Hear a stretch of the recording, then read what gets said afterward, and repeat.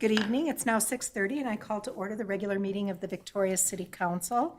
This evening, I want to invite everyone to join us in a moment of silence followed by the Pledge of Allegiance to honor the 2 police officers and 1 firefighter in Burnsville who lost their lives. Please join us in the pledge and a moment of silence.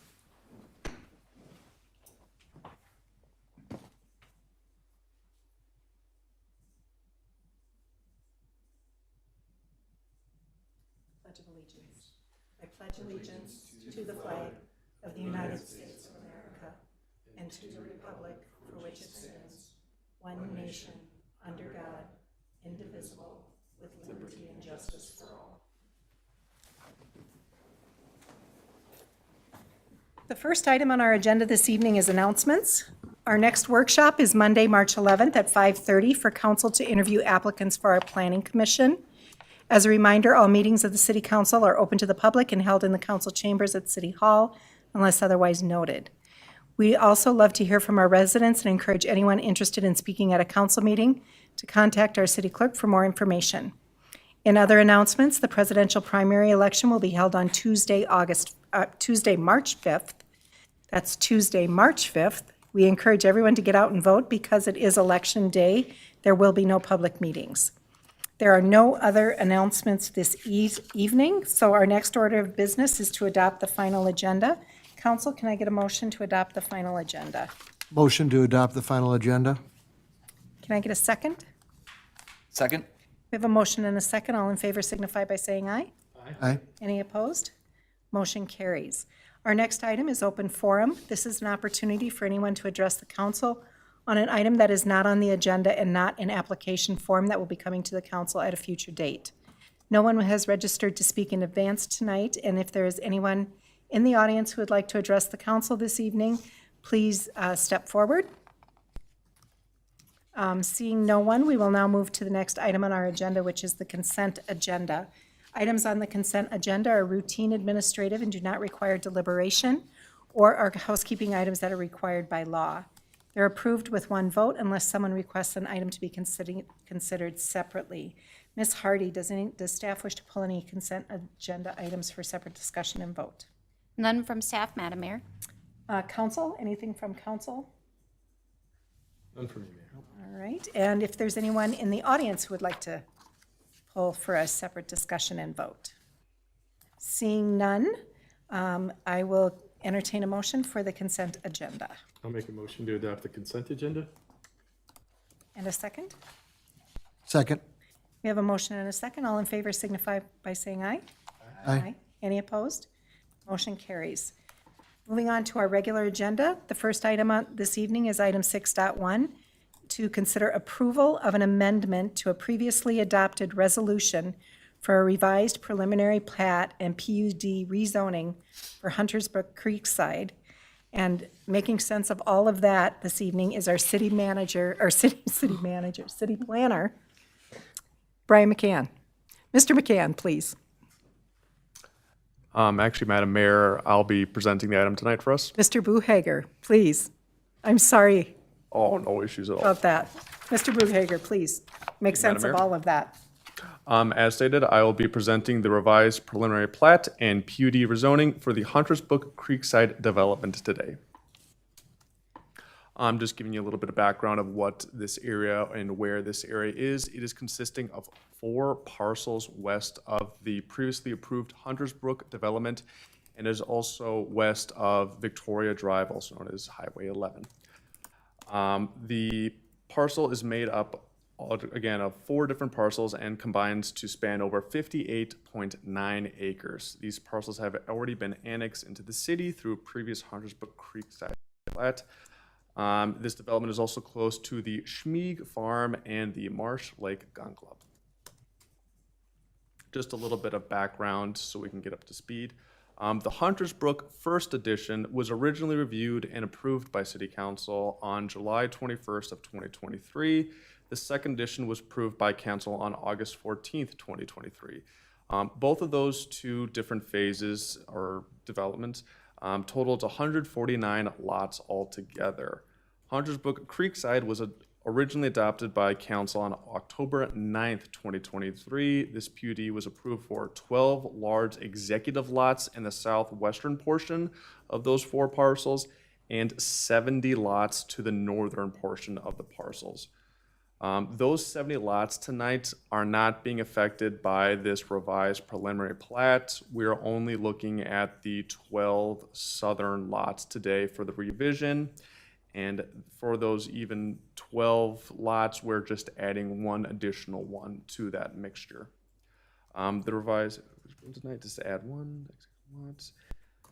All right, these revisions are being pursued to increase the density amount for the development in total and just to save additional trees down in that area to help preserve that. Here is a look at just Hunters Brook. I just wanted to give you a view of Hunters Brook first and second edition. These editions have already went through, and again, these are not being revised at all tonight. I just wanted to give an update of where they're at. And here is Hunters Brook Creekside that was previously approved. Again, those 70 lots are pretty much maintaining the majority of this area right here where my cursor is going, but what we're seeing today for the revision is going to be consisting of the 12 southern lots. They're executive lots. That's where the revision is coming into play. Hunters Brook Creekside is still being utilized for residential purposes. That is not changing at all. It is just increasing one additional lot to those 12 southern lots. Now it's turning from 83 lots altogether for Hunters Brook Creekside to 83 lots now. For this application, though, we will need approvals for the preliminary plat revision and rezoning, which we incorporated into a revised resolution for 2023-63. We're just revising an already approved resolution for this development. All right, and here is a look at the previous preliminary plat. This is the unchanged version that was done back in October. You can notice the 70 lots to the north. Again, those will remain unaffected. We are not doing any changes to those tonight. The 3 lots to the west over here next to, in this green shaded area, we're not proposing any changes to those as well. The only comment staff is having for those 3 lots is an incorporation of outlot E and outlot H. And we're just saying instead of having 2 different outlots, let's just combine them into one outlot. But that comment is part of our staff review memo. I just wanted to give an update of what's being changed there. The big changes we're seeing again is going to be down here in these southern lots. There originally right now is 9 of them. We're now just adding 1 more, and we're also altering the outlots L, M, and N, those 3 private drives as well. And here is the revised preliminary plat that I'm presenting tonight. Again, the 70 lots to the north and the 3 to the west are not being changed. But now down here in the southern, we are now adding 1 additional lot for 10 lots.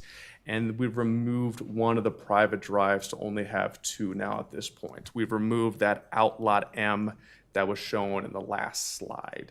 Again, this is so that we can just increase the density amount for the Hunters Brook Creekside altogether and just to save a couple more trees down in that area. Looking through our comprehensive plan, these 4 lots making up Hunters Brook Creekside are guided for low density housing and open space. The density range for this requirement is going to become 2.25 to 6 units per acre. With this additional lot being added in, it was originally being presented at 2.28 when it was only 82 lots. With this additional lot, it bumps it up to 2.31, which is still falling within our density range for this development here. So it's still meeting density requirements, and a comprehensive plan amendment is not needed at this time. It is not being pursued. They're still meeting the requirements done back in October. We're just adding 1 more, which is slightly altering the density, which is still meeting requirement. As for the rezoning of this portion, it's being broken up into 3 different lot types. 21 tradition style, 49 heritage style. That's making up the 70 northern portion lots. These heritage and tradition style homes were previously seen in Hunters Brook phases 1 and 2. Again, we're not altering that tonight. I just want to give you an update of what those style homes are being presented as. Again, it's the R1 standard executive lots. That's what we're seeing, and we're just adding one more to that mixture. The PUD was originally not required because the lots met the minimum R1 bulk standards. And again, we're just needing this zoning to add one additional lot to that mixture. For the staff site plan review for this revised preliminary plat, it included just looking over the private driveways there, making sure we didn't have any issues with them, looking at the alteration to parkland dedication requirements, since it's now being, that will be altered as well. And staff also looked at the tree preservation in general with this plan set coming in. So, as I just previously discussed about the private drives, we're now seeing an alteration to that. There was originally 4 private drives. It's now being reduced to 3 private drives. The private drive over on those western 3 executive lots, again, that's other than just renaming or re-altering that from 2 outlots to 1, that's not really being altered or changed at this time. We're gonna keep that the same. It's gonna be down here, where instead of having 3 private drives coming off of Creekside Lane, we're now reducing that to 2. Outlots L and outlots M, we're now just curving them slightly and gonna have that be the makeup of the houses connecting to.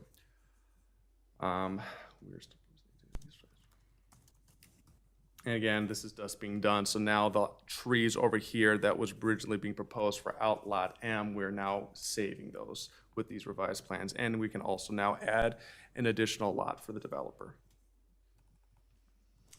You can see the side by comparison here of the 2 different drive plans. The division will help retain additional trees. We do need a PUD amendment as well, and that's also what's incorporated into this preliminary plan set. Per code, specifically Municipal Code Section 107-29, we have a requirement with there saying private drives can, only 3 homes can share a same common private drive. With this plan set now, there are only going to be 2 private drives. There'll be 5 per private drive. So we are seeing a PUD amendment, or we're seeing a deviation there, though staff and the planning commission say believe this is a minor change, and we don't see any issues with it. This was also looked at in our development review team meeting, so engineering, fire, public works, building, and planning were able to review this, and we don't see any major changes or major issues coming up with having 5 private drive or 5 homes on 1 shared drive. As I also stated, the parkland dedication is now also going to be, that's going to need to have another cash in lieu for an additional lot adding into that. For Hunters Brook Creek, or for Hunters Brook Second Edition, that actually fulfilled Hunters Brook Creekside first and second phases parkland dedication requirements through their land dedication and trail construction. But now that we're adding 1 additional lot to that mixture, we will now have that add into the land dedication as well.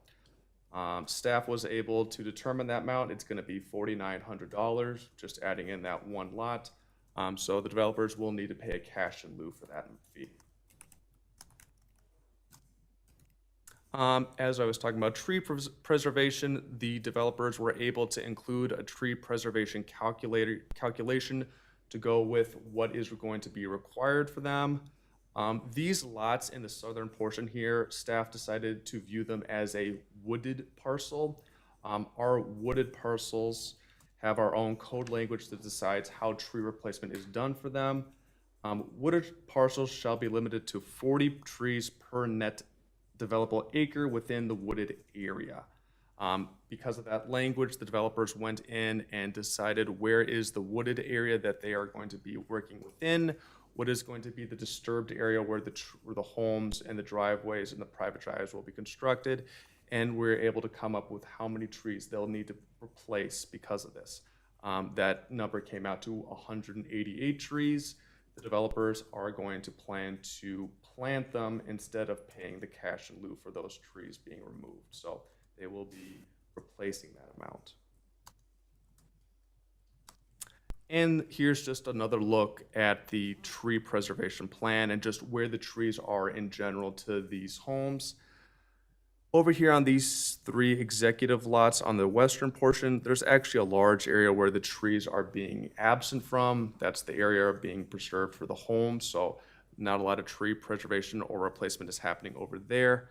But as we look into the southern 9 lots, which will being presented as 10, Outlot M right here where that 3rd private drive was being originally presented, we just see a large influx of trees in that area. So this revision now being presented is going to save a large portion of that.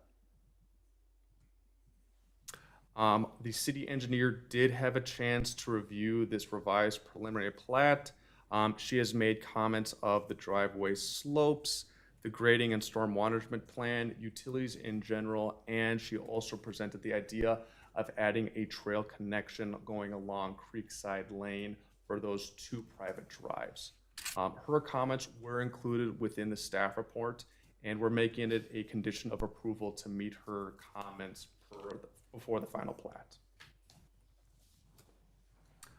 The fire chief, or our previous fire chief, also had a chance to make comments of this revised preliminary plan as well. His comments included of just making sure that the addresses for these homes were being placed on the intersection of the private drives and the public drive. That way, for fire safety, they are able to understand where homes are at. He also made comments of just making sure that we extend a fire apparatus road. Lots 5 and 10 of block 10 are within or are outside of a 150-foot area for fire apparatus. So we're going to want to make sure when the final plat comes in that we're meeting that requirement. He also also wanted to include no parking fire lane signs on both of the 2 private drives just because of the width. So making sure that fire engines are able to get in and out in case of emergency, and we just don't want to parking on that road may add complications to that. And then he also just made comments of proposed grade change on the northern private drive, and he says this could cause an issue with a fire engine in the future, and he would want that to be checked before final plat comes in. As for comments, the engineer and the fire chief were the only ones to make comments on that. But again, as I said, building, public works also took a review of this as well. And this was originally presented to the Planning Commission as well. They looked and reviewed this at their regularly scheduled meeting. They also had a public hearing go along with this as well, but I'll talk about that more. They ultimately made a recommendation of approval to the City Council. They did have some concerns with the preliminary plat for this new design, and they thought that there was still going to be guest parking on those private drives, even though we're asking for no parking fire lanes. They envision that people may still park there anyways, and that could just turn into an issue. They also made comments of their apprehension with just the private drives width and the hammerhead turnabouts.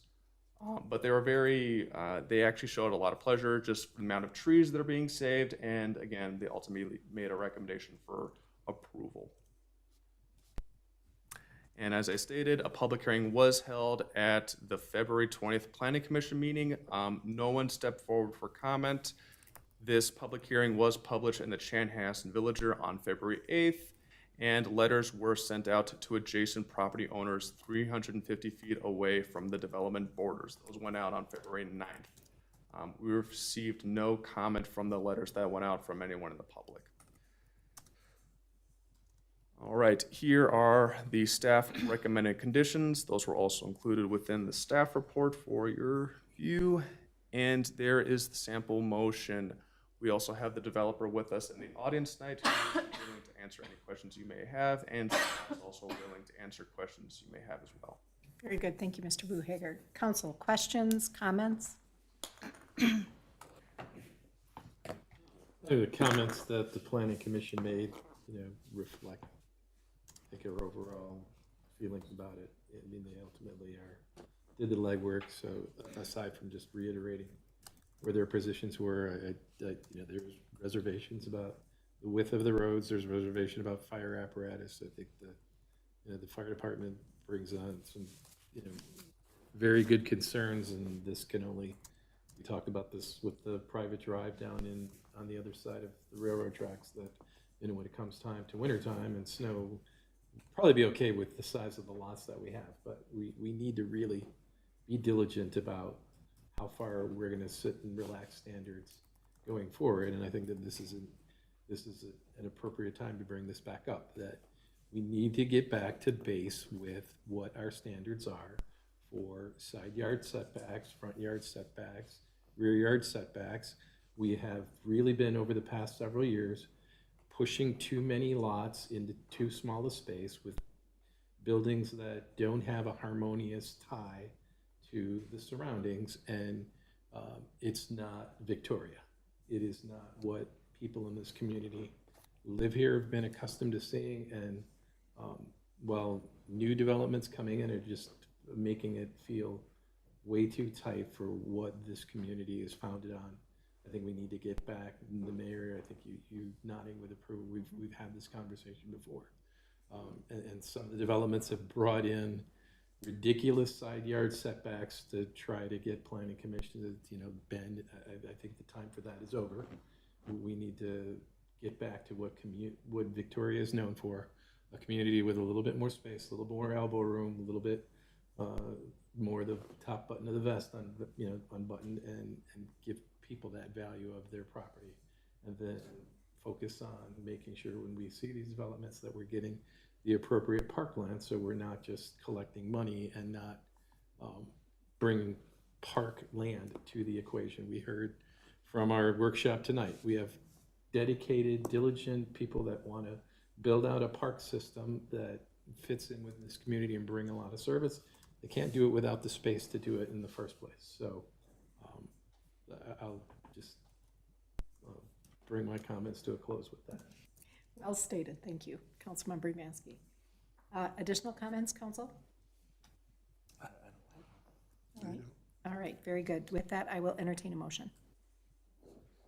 Motion to approve the revised resolution to 2023-63 for the Hunters Brook Creekside preliminary plat and PUD rezoning by Tradition Development with the conditions and finding as proposed by staff. Thank you. Can I get a second?